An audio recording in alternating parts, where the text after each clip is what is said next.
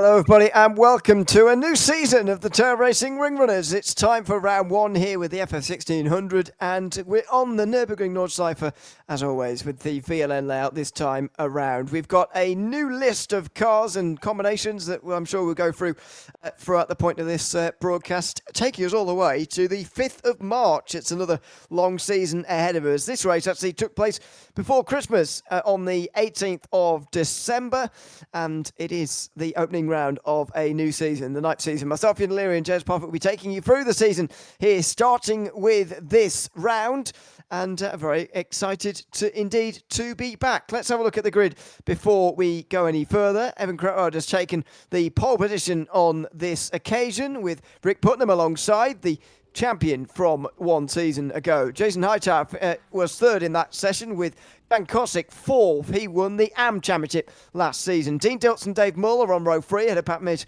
and Corey Stas. Dave Hernandez, ninth ahead of Houston Elliott, who is an AM by the way, but you won't know that from looking at that. Tim Watchow and Chase Petterjohn are on row 6 ahead of 13th place Stephen Johnson, Scott Sadler who's 14th, Anthony Sereno, Dylan Hessling and Jamie Bender rounding out the grid.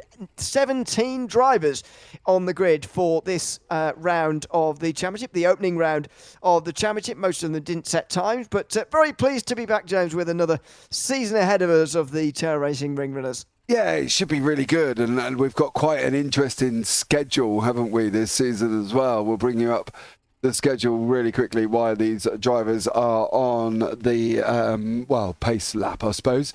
Starting off here with the FF1600, then obviously we had no holidays due to Christmas, and then we go to the HPD ARX, and coming up as well. Legends of 34 Ford machine will be on Wednesday. Then we've got the Supercars class, the new ones, which is the Gem 3s. Renault Clio, that should be an interesting one. GT4 Spec Racer Fords.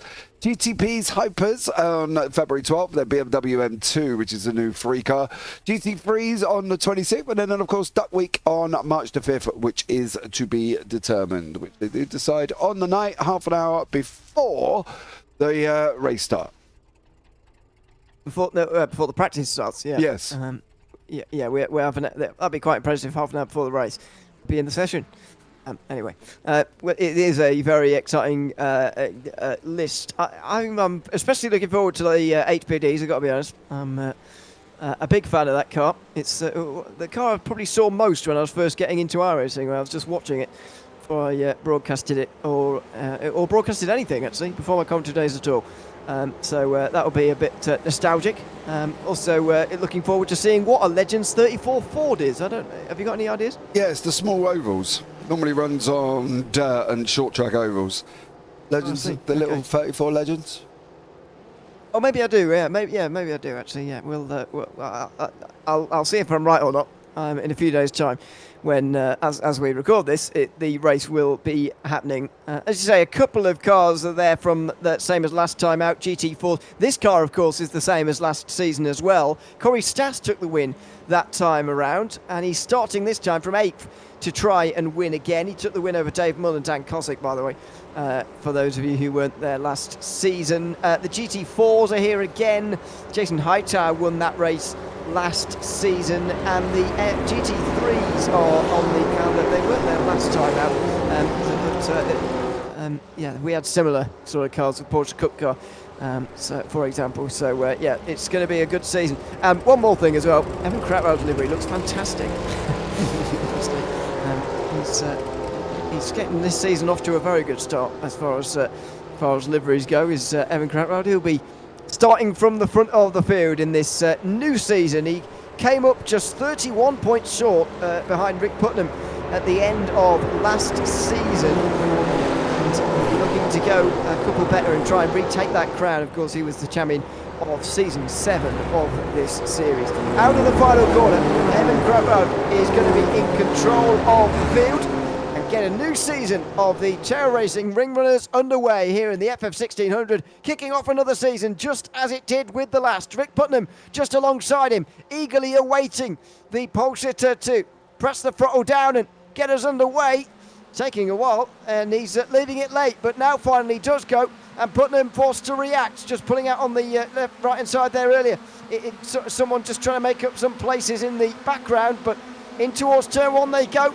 first race of the season, and big down the inside there from Dilts immediately. Oh, there's contact! There's contact as Dean Dilts is spun around. He was aggressive in the opening moments there, but spun around through turn one. Oh, there's more drama going on with Tim Watchow, Jason Hightower all kicking off at the same time. It's like that opening round nerves there, and unfortunately Hightower jumped straight back to pits. Dean Dilts off the side of the circuit. Patrick Misch still in there with Dave Hernandez and Corey Stas as these guys continue to fight, and we're not even got the end of lap one yet. Not the Grand Prix circuit yet. Oh, it's close, very close. Misch on the inside of Hernandez there. He's just pushed out wide, and here comes Corey Stas on the inside line as well. He'll be on the outside for the next left-hander. He can't go anywhere. Around the outside for Misch. And that's not going to turn out too well for him, I'm afraid. Hernandez is going to go around the outside instead, and he works his way through. Oh, close though, very close with Mace there, who just pulls to the right-hand side. Then Stas gets right up towards the back of him, so does Kosick as well.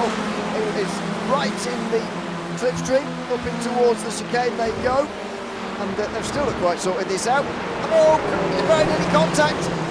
It's going to be Hernandez, though, who comes out with third place. Yeah, he does at the end of the day after that little run there, and he's still going to be opening up. It looks like Sereno's just been off the circuit. He has at the same time, but Hernandez there with Corey Stas, Patrick Misch in behind that, Chase Petterjohn sitting in there at the same time. Lots of action taking shape here as we start into Nords for the first time, and Evan Krautfeld out in front by 1.5 seconds over Putnam. It's been a good start for the two leaders. They're away from all this, which is going on in the background. We're on board with Jeff Petterjohn, who's looking at the leader in the AMs. Just behind him is the AM champion from last season, Dan Kosick, who beat Scott Sadler to the title by just 12 points in the closer of the two championships. Through the right-hander they go, and now down towards Flugplatz. This is going to be a big chance for Corey Stas. He wants to repeat his victory in this car from one season ago. He's going to do it on the inside line here, and it's going to be pretty easy to get through here. It is third place for Corey Stas, a good move. Oh, and Hernandez goes wide. Does he graze the wall? No, not quite. He needs to get back on the circuit safely here. And meanwhile, Kosick's also got off there. So has Chase Petterjohn. Three drivers go wide there through Flugplatz for the first time. Yeah, and that's unfortunately ended up in the side of the wall. Dan Kosick, Chase Petterjohn all at the same time. Bender Dilts has had an incident. Torino's had their own moment. Then, of course, we've got the incident at the beginning, and as but no more, we will have a look back at these. Oh, no. Oh, Stephen Johnson has unfortunately had a big moment there and manages to survive and keep it out of the wall, but he has gone off the side of the circuit. Corey Stas, however, has broken away. Patrick Misch has also just cleared David Anders. And fighting for third place. This with a much bigger lead as far as the AM class goes, because of that issue for Petterjohn, who's now down in 9th place early on. I wonder how much these guys will actually... Scott Sadler's got off as well, Adnan Force there. He was second in the AMs, he's not anymore. Oh, there he is. Stephen Johnson. Excuse me, that's Stephen Johnson. Just up ahead. We also saw Sadler return back to the pit lane. So, as always, we will have a look at the replays afterwards. However, there's going to be a few to go through. Sereno gets past Kosick, who has dropped down the last few moments, but Sereno also went for a spin. You would have seen the background through the open chicane, and Kosick's got damage. That is a badly behaving car there. Failed. Look at that. He is turning to the right just to go straight here. That's Petterjohn as well off the side of the circuit. He's clearly had an issue at the same time. Both of these cars are broke. Yeah. This should be interesting to see what Dean Dilts is going to do. I don't think he is broken, and he's got to try and get past two very badly damaged cars.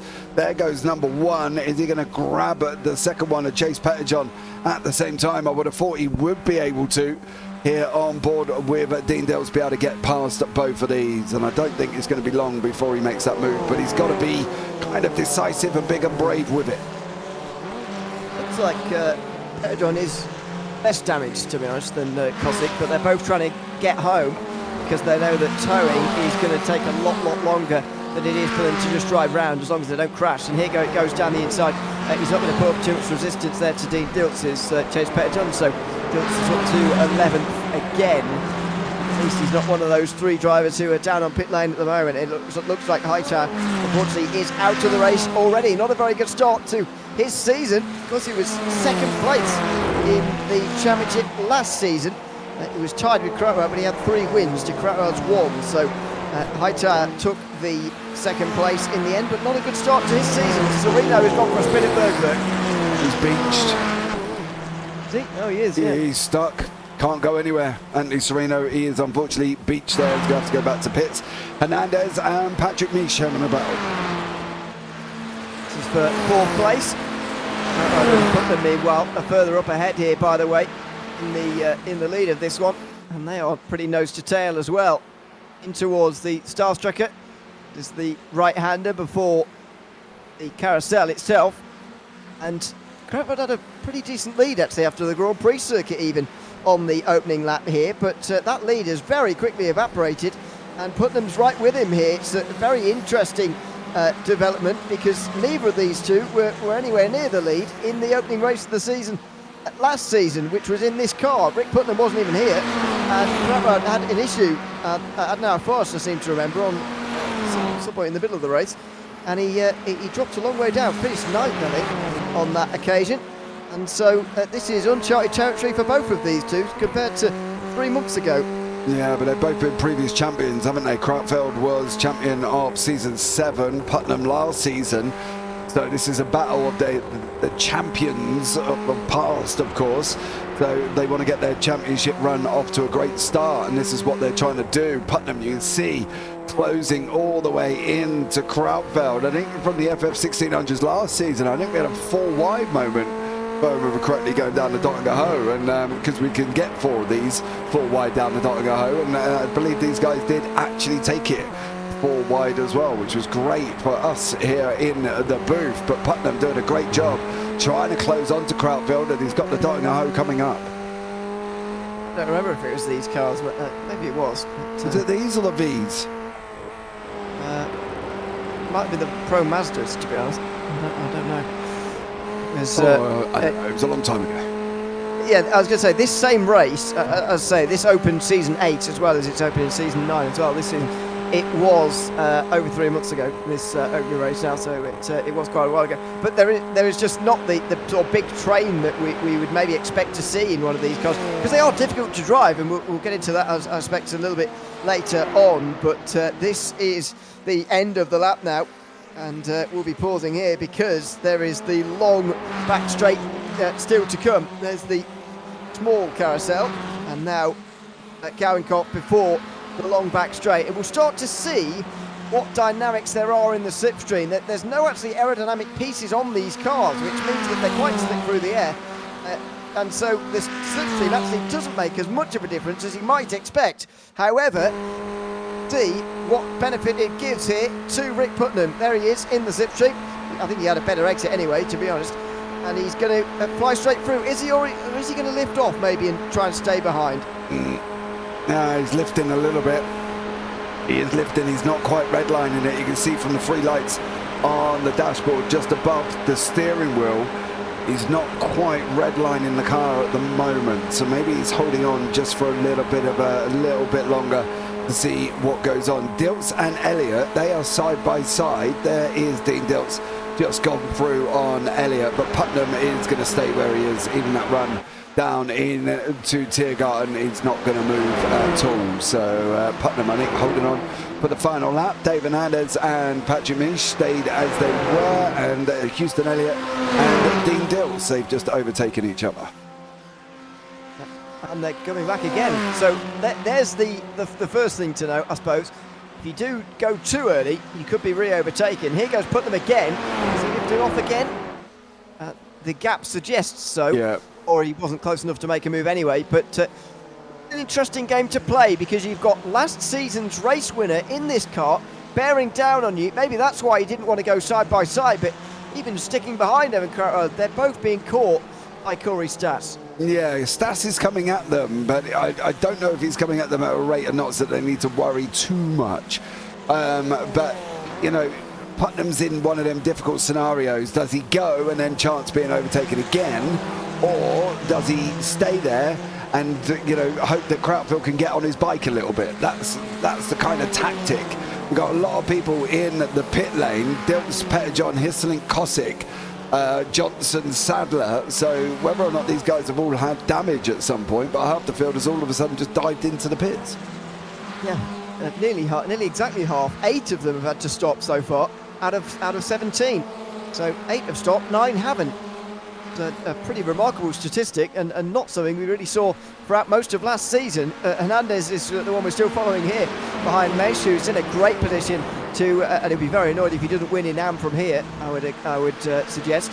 So it's going to be a race of just conserving and preserving what he's got at the moment for Mesh. But let's see what Hernandez does about that. He's looking for 4th place. I should reiterate, in case you weren't with us last season, these drivers score points on an overall basis, yet they are in the race together, if you do what I mean, and they're in different classes. I know that sounds a bit confusing, but effectively Hernandez would gain some points even by overtaking the Am ahead of him. Yeah, it would. That's, I mean, it's a continual point system, isn't it? That's the thing. It's not on a separate scoring, so there isn't sort of 30 points for the win for the pros and then 30 points for the AMs. It's 30 for the win and then 29, 28 and so on down the order. So at the moment, Misha's on for, what's he got, 29, 28, 27 points if he stays where he is. However, Hernandez is giving him a whole heap of pressure, and they have just swapped place. Oh no, they haven't swapped. Patrick Misha's having a little bit of an internet issue.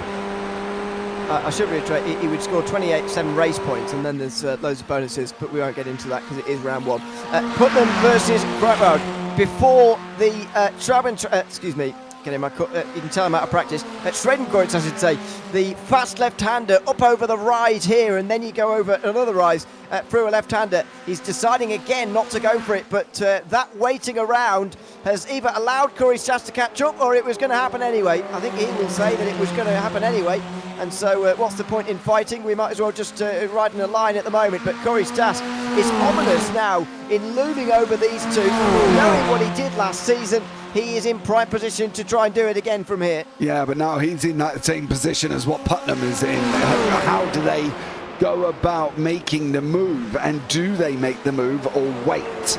That's the thing. At the moment, these three have got 8 seconds over Mission and Hernandez. Oh, Krautfeld's just made a mistake, and that's allowed Putnam Stas through. So Krautfeld just goes down into 3rd place from where he was in the lead. It'll be interesting to see what happens after that. Does Putnam put on such a pace that drops Krautfeld, or is he just going to stick in the slipstream there at the Season 7 champion and stick with these two? The early signs aren't great through Metzgerspeld, I've got to say. The gap immediately went over half a second there, and it makes you sort of wonder here, if Putnam had all this speed, why he didn't go past Krautfeld and try and keep Corey Stas at bay, because now his job of winning this race is exponentially harder with Corey Stas in his slipstream. Yeah, it does, because they are opening up the gap. They're about 6.5 attempts already. The gap up behind him's come down. It was 8 seconds. It's now down to 7. Hesslink's had an issue. Chose Jamie Bender. So then we'll have a look back at theirs a little bit later on. Diltz is still going. He's in 10th. But it kind of makes you wonder why Putnam didn't go for it on the earlier lap, because then he would have been able to open up a little bit more. Oh, Stas has gone round. Stas is in the wall. Huge moment for this race. Absolutely huge moment.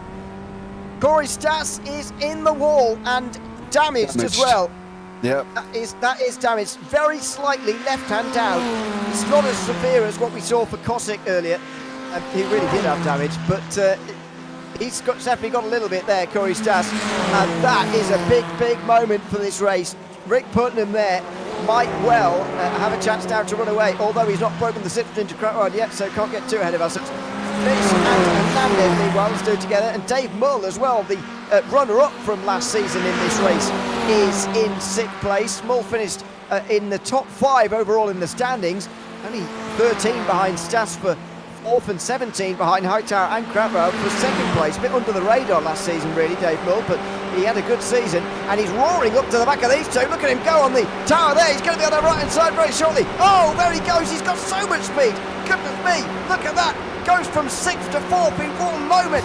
It shows Dave Hernandez how it's done. As far as overtaking Pat Mace goes, and Dave Moore's up into the top 4. Yeah, absolutely flying. He had a double draft, didn't he? And absolutely motored through and got both of them at the same time. Incredible driving from Dave Mole. Mish now and Hernandez. The interesting thing will be the gap from Mole to Stas is only 3.7. You just see Stas up the road.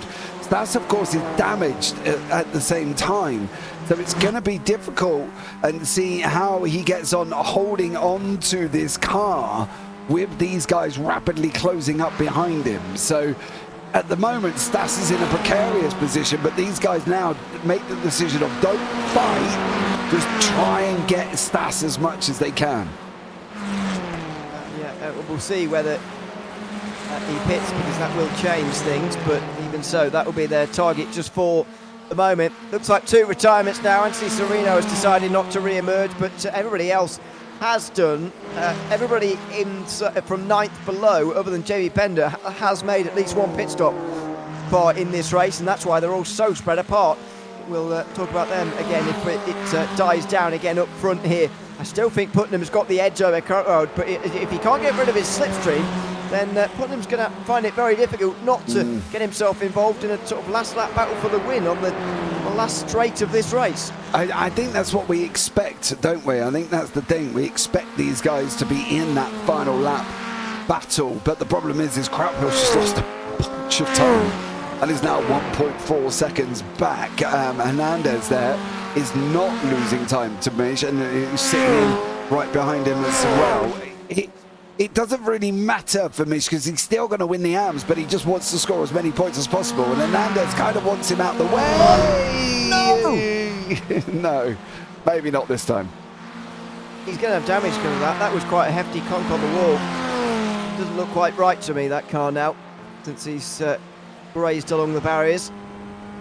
Slightly left hand, same with Stas.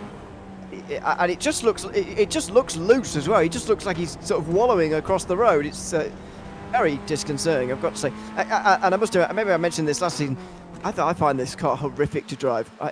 Do you? I can't imagine how it is when it's damaged, but my goodness, it's difficult to drive. Putnam's made an error, by the way, speaking of difficult to drive, and Krautwill's back in the slipstream again here. Now, does he decide to do the same thing as Putnam and just stay in behind his rival here, or does he go for it? It already looks to me like he's just hanging back at the moment, but here he goes, trying to get into the slipstream and come through. He's not quite redlining it just yet, but yeah, I reckon he's just sort of waiting again. I can't understand why they're doing this, really. Such a chance. It's like winning the lottery.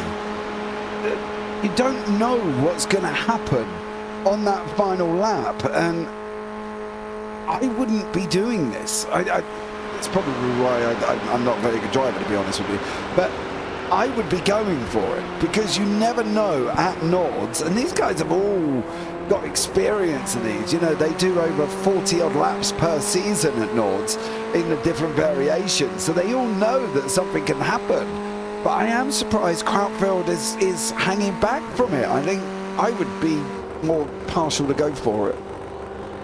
Oh, Corey's dash is in, and I thought he was persisting with his damage quite well, actually, but he decided that making a stop was probably best for him, and so that's 9. So more people have stopped who haven't now. Well, more people have stopped than haven't, I think is the right way to say it. Anyway, down in towards turn 1, Mish is back to 4th again, and Hernandez is going to get a free place. After all of that, Hernandez is no, he's not through. What is he doing? I don't know. I thought that was a dead cert changeover. Yeah. Really not. Me and you obviously don't know what we're talking about. Yeah, he had the red carpet rolled out for him and looked at it and thought, no thanks, actually. I'll stay here in 5th place for now. Meanwhile, Houston Elliott is into the pit lane, his first race, certainly since we've been covering this series, I believe. So that's good to see. By the way, good to see that we've got 17 on the grid for this race entirely. It's a great start. We always do have more towards the start of a season. That happens in every league in the world. But you know, this, bearing in mind, was literally 1 week before Christmas Day, and normally people are a bit tired of sim racing by that time in the year. But great to see for a new season that we've got 17 in the field. Yeah, and Bender's just gone into the pits as well. So we are definitely over more in pit lane. It is 11 out of 17 have been in so far. The top 6 are the only ones who haven't. making me wonder, really, how far Corey Chas can come back through again. He was very quick, but he's got a very big gap, even to Tim Wadshow in 6th. Yeah, it made me think, unless... I was sitting there thinking, surely they haven't added pit stops, and they haven't. It's just more people have been in due to running out. Unless, of course, where it's open, they haven't put enough fuel in, and they've got to go and they've had to stop due to their own mistake. Yeah, I don't really. Probably, I don't know. Maybe they just. We'll have a look back through because there's quite a lot to look at for the first opening race of the season. So maybe they've had a problem. I can imagine absolutely that there is a lot to have a look at. It sort of speaks to how difficult this car is to drive, and I briefly touched on it earlier. We'll get to it if Evan Kretwell doesn't go for it down here. I don't suspect he will into Schwedenkreuz, but we'll just hang on for a second. Doesn't look like he is going to. This car, especially if you've never driven it, and I imagine most people watching this have, to be honest, but if you haven't, changing down gear is an absolute nightmare. You can spin yourself out almost instantly changing gear at the wrong moment. You generally want to keep the gear quite high, actually. Or maybe that's what I do, just as a coping strategy, and maybe these guys have worked out how to change down. But it's very, very tricky, and it's being shown in this race. I think this is one of the most difficult circuits in the world, with a car that doesn't go round it very often at all, other than basically in this series. And so it's easy to see why there's been quite so many crashes and incidents. Yeah, Kretwell had a great run there. I agree with you. The car's fun to drive. I've driven the car. It is a fun car to drive. Yes, the gearing... Yeah. Rubbish. Well, okay, I wasn't going to quite put it quite as harsh as that, but yes, okay, it's a little bit shocking. A bit harsher, but we're on a podcast. Yeah, I would say, yeah, let's keep it PG. But the car overall is fun. Has it ever driven Nord? Probably not. Will it ever drive Nord again in any other series bar this one? Absolutely not. But it's fun. I like it. They seem to be enjoying it. You say absolutely not. I saw a Pro Mazda series a long time ago. Maybe the Pro Mazda was a little bit more newer out at the time, but a Pro Mazda series that was all normal Grand Prix circuits, and then there was this one just on a Pro Mazda only championship. So it does happen, but yeah, not very often at all. Hernandez still behind Mej here, and it's making me wonder now what it's going to take for him to go through, because he had the perfect chance at turn 1 on this lap, and he didn't go for it then. Don't see any reason why he would go for it now, but he's still trailing Pat Mej by a matter of tenths of a second. If he got through and he was a bit more aggressive earlier on, even if he followed Mull through, he could have been fighting for a podium by now, but he let Mull sail past him, and he's still 5th. Yeah, I can't work this out. I don't know what Dave's up to. Maybe I'll drop him a message and find out. So, Dave, what were you doing in round 1 now, mate? Why didn't you overtake him? Because he definitely does look like he's got more pace than him.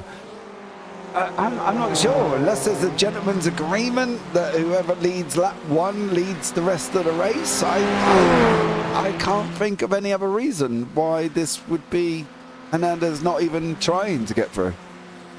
Especially when he's blinking ahead of you, that can't be settling to see. Is he just pulling a bit wider there, just like he's trying to increase his distance, so he's not quite as quick. Maybe he's weaving around and trying to keep him out the slipstream, and that's what you would do if you're in the lead. But there you go, Hernandez with no desire to go through at all, no ambition, and Kretwell, by the way, no desire to go through for him either. So there must be something that we don't quite know about in these cars as far as wheel-to-wheel battling goes, or whatever, because at the moment, everybody who's in a battle, and I know there's not many, but everyone who is very reluctant to even try and make a move. I think it's probably the first time I'm probably sat here having no idea what's going on, to be blatantly honest with you, because I would have thought that is Chase Pettijohn going to make a move over Kosick? No, it doesn't look like he's close enough at this moment in time. See if he makes a move on that back straight, but yes, very weird indeed. Yep. Certainly, Pettijohn started, by the way, in 12th place per couple, but Dan Kosick started in the top 5 and it is now not. He, as I say, was the champion from Pro, or from AM last season. He's now up into being a Pro. I wonder whether that is the system that they're going to employ from now on. That you get promoted if you win the championship. Because Scott Sadler's still a AM, I notice. He was second by only 13 points, but Scott Sadler's still an AM, and unfortunately he's not had a very good start to his season. He's down in 15th at the moment, but yeah, interesting that Dan Kosick is driving in Pro this time round instead of AM, and to be fair, he would have finished second in the overall championship. He scored more points than Hightower and Krautwald last season, so maybe he just deserved to be there. Well, normally, most leagues, if you win in AM, you automatically get promoted anyway. But sometimes they take the top, other leagues take top 3, some take top 2. Clearly here, they take the top 1. I can't see anybody that's been demoted No. down. So Plus, maybe it's just costing. you know, it would be. You know, I didn't really see anyone last season who was out of place in Pro. No, it's normally whoever finishes last in Pro. So it would have been Raymond Teo would have been demoted down, but yeah, that's what I mean. Can you really justify demoting somebody who's only done one round? But there you go. Especially someone, I'm pretty sure he won a race in season 7 as well. So you know, earlier last year. Race. So I don't think they'd be justified to send him down for that. But there you go. Onto the back straight. They go with the leaders. Not entirely confident a lot's going to happen here. Maybe on the last lap we're going to be following these two, and Krautwald's still not going to have gone through, and we might realise that he's just been struggling to pass him. It's not redlining the car. See? I think he's lifting off as well, but I'm do just we think throwing a theory out there, you know. Yeah, do we think with the open setups he hasn't got the pace? He hasn't got the speed in the car? I'm beginning to wonder that, to be honest, in both the case of Hernandez and Krautwald here, because they've both had plenty of chances to make this move, and they just haven't so far. Further behind, Hernandez just... he's coming now. Come on, Dave. Quickly now. Here he goes. He's on the inside line. Is this finally going to be the moment under the bridge? It looks like he's... Oh, my word! That is precarious. Maybe that's why they're not doing it, because, my goodness me, that was a slide. Yeah, it was, but he got the job done. Oh, no, Mish! Mish is gone, and he's only 6 seconds in the lead here of the outclass. Is he going to get going in time here for Watto? Because there he is. There's the lead changing. Oh dear, Pat Mish has lost the lead in the AMs, I'm afraid here. And it's going to be Tim Watto, and only briefly. Does he know he's in the lead? He's in the pit lane. So's Dave Mull. Are they running out of fuel here? And this car doesn't burn any fuel. They can't be. well, have they not got it right with the open setup? That would be quite extraordinary, I think, if that. But you know, it might be the case. And there is. Watch out! This seems very bizarre. Are we? I don't really know. a very puzzling race, I have to say. I'm going to check something here because I don't think they've added fuel stops at all. But I mean, the top 4 are still out there, having not stopped. So I don't see why that would be the case. But anyway, let's see. Putnam still lead through the fast chicane. They go. Krautwald still in second place. And through the left-hander they go up onto the Nordschleife for the final time. Now, to be fair, that pass from Hernandez did give me a bit of an idea as to maybe quite why they've been so cautious. At high speed, which is when these cars are most likely to overtake each other because of the circuit we're at, and these cars do not have the downforce that a lot of the other open wheelers do. We had the F4s last time out. That's got a lot more downforce than this one. We had the Pro Mazda as well. It's got a bit more. This car slides around very viciously at high speed because they're just not used to going at such high speed. So I wonder whether everyone's been a bit nervous about that, especially when they're side by side. Because look at the way the wheels are. If you touch each other with these wheels, you may well be going, never mind off the circuit, it might be going up and over onto your head. So I wonder whether everyone's just being a bit cautious of that here. But now it's the final lap. Maybe we'll see side by side for the lead. Yeah, maybe on the final lap here. I'm just trying to find out on the situation with the fuel. Apparently, that even with full fuel, unless they fuel saved, they weren't going to make 4 laps. Well, is that why then Krautwald has been staying behind Putnam? I suppose so. Yeah, so the boys that was in pit lane, or the guys that haven't pitted yet, are the guys that have fuel saved to get this car to 4 laps. So the fuel, even though they were running with full fuel, the car struggled to get to the end of the race. Okay. Well, that's somewhat difficult to believe anyway, because of the lap times. But anyway, I'll go with it. Fine. The reason I say that is because those who did pit are not going any quicker than those who are supposedly fuel saving. So I don't really believe that. But I'm going to have to. That's what Dave and that have just said. Fair enough. Yeah, fair enough. Putnam then still leads. This is the only battle on the circuit, really, and it's going to be the one that's going to take us to the line, I think.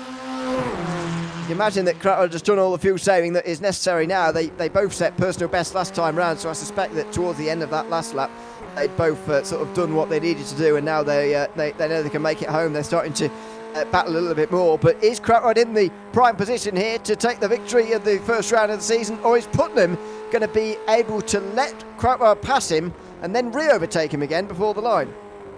Well, he's going to have to try it, isn't he, as best as he can.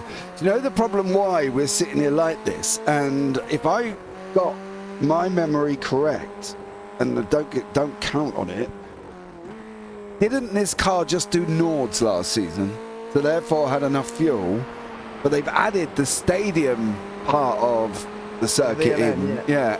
So that could be why these cars were not going to make this, unless they literally fuel saved. But also why they didn't need much fuel, but just a little bit, because that's not very long, that VLN bit. So maybe that is a good theory. Out of Bergwerk, Krautwald is very close to Putnam here, and he may well still play the waiting game. It's going to be, again, pretty precarious, because they're for the reason I mentioned earlier, they're at very high speed right now. Through Kesterton they go. You're never going to do it before here, but maybe now. Will Krautwald get on it and go? No, it doesn't look like it. Putnam's actually pulling away just a little bit as they drag up the hill here, and it is quite an incline on the way towards the McCurver. He's not going to be close enough to make a move here, Krautwald. It's all going to come down to that back straight, and the final corners are going to decide the first race of the season. Yeah, and it's whether or not Krautwald's going to go for it. He clearly isn't at this moment in time. It's whether or not he's going to go for it on that back straight. He should, but whether or not he does, we don't know. No, and to be honest, I don't know how it's going to go either. Based on what I saw with Hernandez and Mesh, Hernandez very nearly spun round trying to make the pass through the or under the bridge. Mesh actually did spin in the braking zone afterwards. So we'll see how it goes between these two this time round, because it is the only battle on the circuit. This is the really key point on the circuit, though. Haven't talked about it much just yet, because it's not really been a race about staying in the slipstream. It's been about conservation by the sound of things. And so now they're pushing through here, and Krautwald has got one big job left to do here. Stay with Putnam in that half-second range, so you're there on the back straight, ready to take the win at the very end, if possible. He's got to. There's no question about it. He should effectively, in this moment in time, take this victory, bar any dramas. He's got a bit of work to do from here yet. I think he's just got to stay where he is. I think 7 or 8 tenths would be enough, and I think that it's going to pull him in.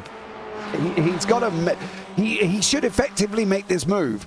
The question will be how early he makes this move. That's the thing. How early is he going to make it? I'm not too sure I'd be feeling very comfortable at 7-8 tenths, I've got to say. I think he needs to be within about 5, but he has done a good job here. He has stayed very nicely within the range of Rick Putnam. Now almost Putnam would be inclined to slow down a bit and say, you go past me as quickly as possible here. Oh dear, and what's all that smoke going on about? I think it's just the grass, probably. Yeah. It's Putnam now just trying to get Krautwald maybe to go past him early so that he can come back again. This is going to be very interesting coming towards the end of this first race. Yeah, I think that's the thing. Putnam can play the game round Galgankov and slow right up and see if Crapfield will take it. But Crapfield's a wily old fox, right? He's not going to sit back and go, yeah, all right, I'll go in front. I think he's going to sit back and be more like, no, actually, I'm going to stay here and I'll let you take it and I'll come and get you on the straight.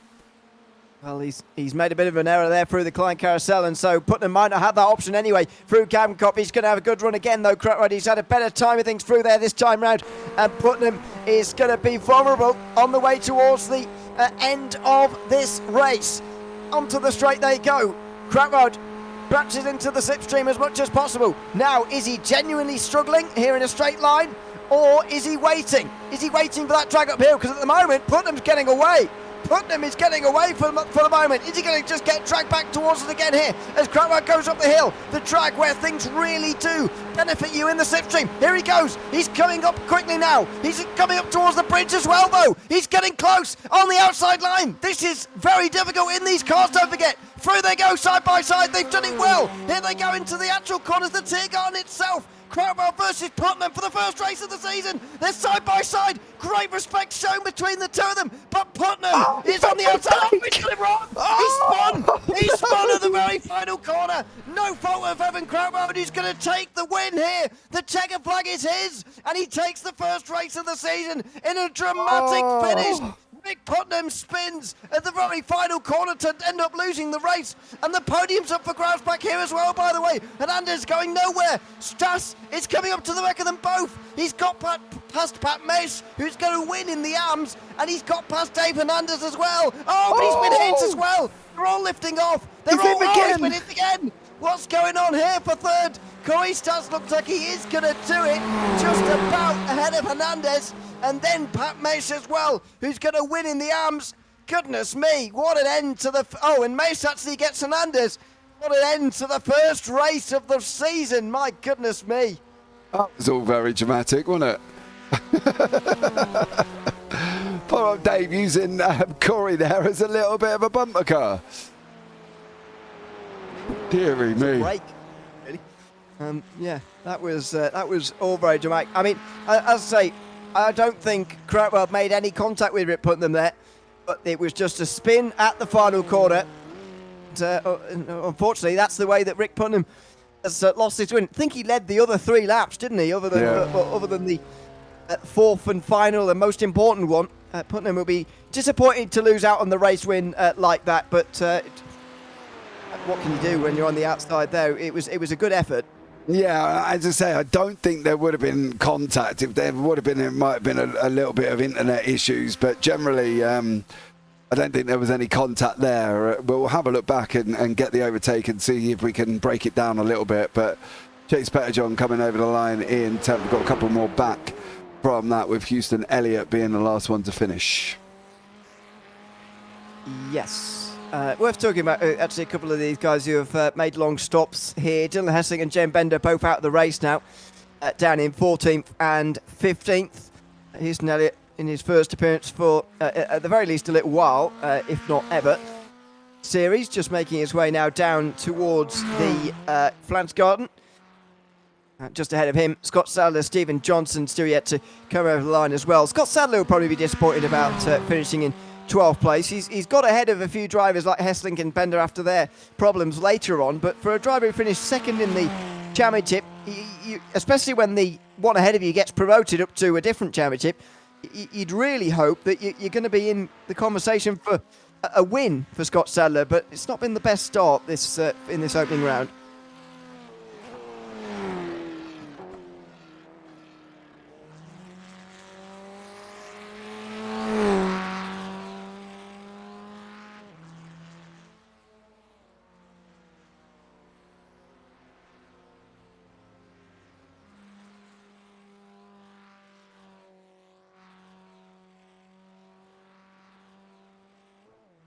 No, this car's not for me. Yes, well.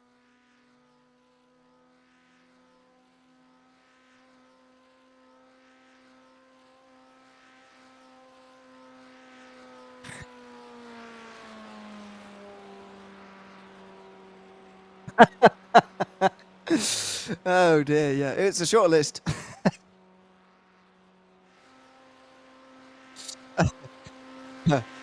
Oh dear. Anyway, Houston Elliott just making his way down the hill now and through into the final corners. He'll be he'll be looking to bounce back again in the next race. And the HBDs, of course, took place on New Year's Day, actually, in the evening. Hopefully nobody was racing with a sore head, because that could explain some of the driving. We'll see when we get to that in a little while. Houston Elliott, though, comes over the line in 13th place, and we'll give you the results before the famous replay run-through in a couple of minutes' time. Evan Crowell takes the win in a dramatic finish with Rick Putnam, who finishes second. Corey Stas snatches third off of Pat Mason. Dave Hernandez Lomez takes the win in AM. Dean Dilts finished sixth ahead of Dave Mull, with Tim Watchow second in AM, eighth overall. Dan Cosick, AM champion last season, finished ninth in his first race as a pro. Then Chase Petterjohn rounding out the top 10. Stephen Johnson, Scott Sadler and Houston Elliott finished the race. Jeremy Bender and Dylan Hesselink didn't, but they did do 3 laps at least. Jason Hightower and Anthony Storeno didn't get to the end of the first one, and so they finished 4 laps down. In fact, Jason Hightower didn't get onto the North Cypher for the first time.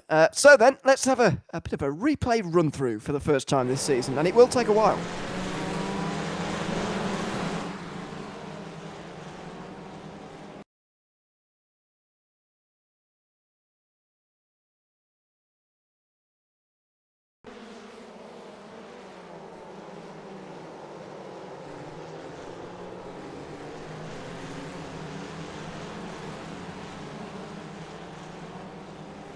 And then 3 wide, and then so it made contact with 3 or 4 people there, and so probably decided to call it a day.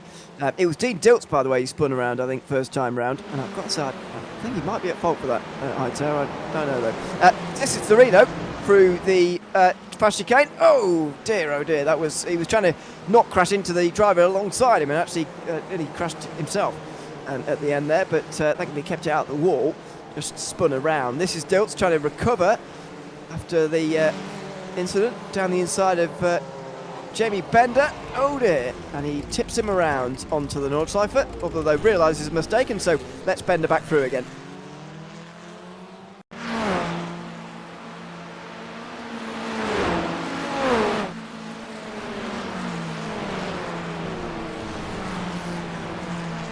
Oh, ouch.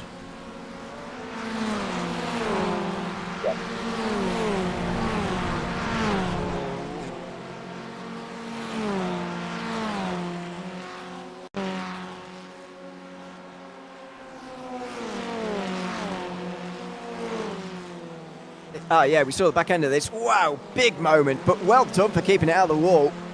Don't often have a spin or half spin through there and not crash, but Stephen Johnson has just managed it, so fair play for that. It was very impressive there. Sadler, this is what happened to end his race, or at least put him in the pit lane. It's a big crash, and Stephen Johnson's going to arrive on the scene here as well, by the way. Oh dear, he always does the same thing, and so they... I think Johnson carried on, or did he? Oh no, he didn't. They both went.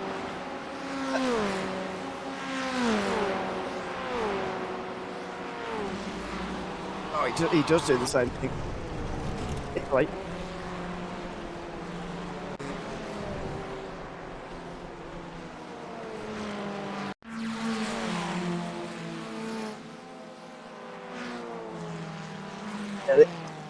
This was when he was struggling with damage. We've seen his contact with the look at his livery. Anyway, for a spin of Meskersfeld, and he did soldier on to the pit lane actually, as did Cosick as well, and they managed to get decent point finishes out of it as well. Sereno unfortunately didn't. He was pretty damaged from the well, not damaged I suppose, but he did go for another spin, and then he got beat. Never do that.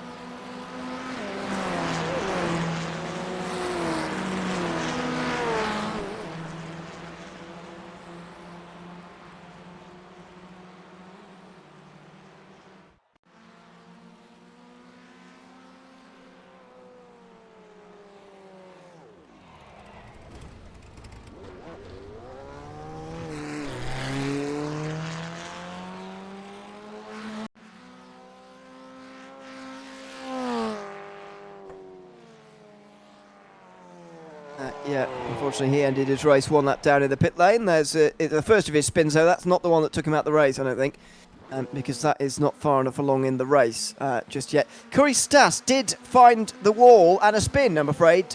He was in contention. This is 1, 2 and 3. He goes for a spin at X-Muller and he grabs the... I'm surprised he didn't get more damage actually out of that. That is... Dan Kosick got a lot more damage for a lesser hit than that. So Stas has got away with one there and he's still managed to finish on the podium.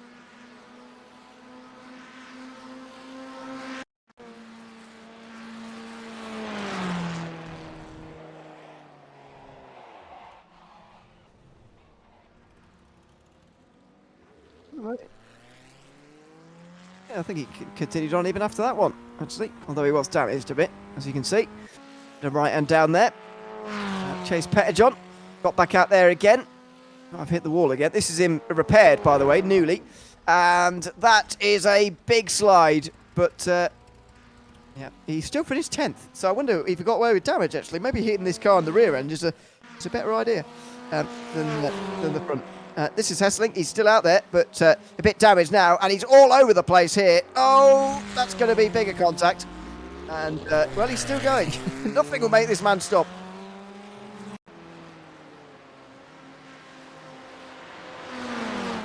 Ah, yes.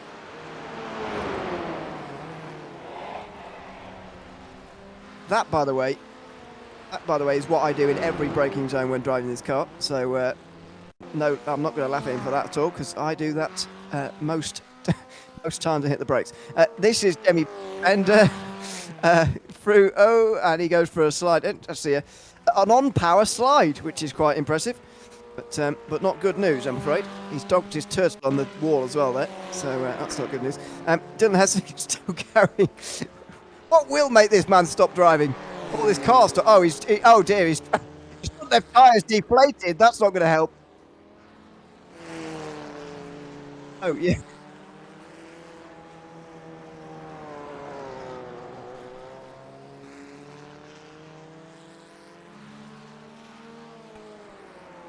Well done.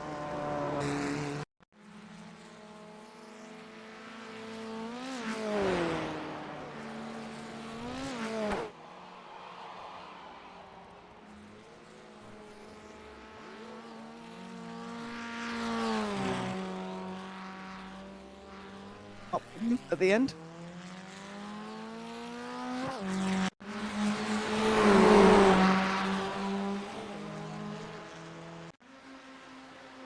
There we go. Yeah, this is the battle for the win in the end. We'll end with this. Put them on the outside. Again, don't think that... Yeah, he just throws it in really hard, doesn't he? Unfortunately, he was never going to pull that up in time, but a great effort. A great win for Edmund Krautwald, I've got to say, but a great effort from Rick Putnam and a great show put on by the two of them.